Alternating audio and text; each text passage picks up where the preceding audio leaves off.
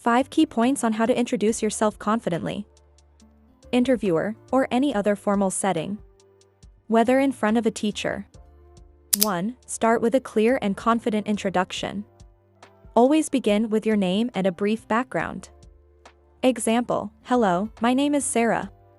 And I'm a recent graduate in computer science from XYZ University.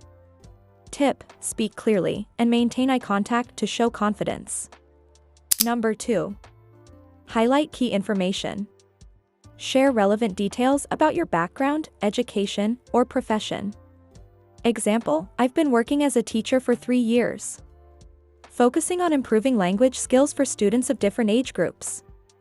Tip, tailor your details based on the situation, interview, school, etc. Number 3. Mention your strengths or achievements. When speaking in a formal setting, include your skills or accomplishments. Example, during my studies, I worked on several projects that improved my technical skills, especially in coding and data analysis. Tip, keep it short and relevant to the context. Number 4. Keep the tone professional but friendly. It's important to sound both professional and approachable. Example, I'm passionate about creative problem solving and look forward to applying my skills in a team environment. Tip, don't sound too rigid. Balance formality with warmth.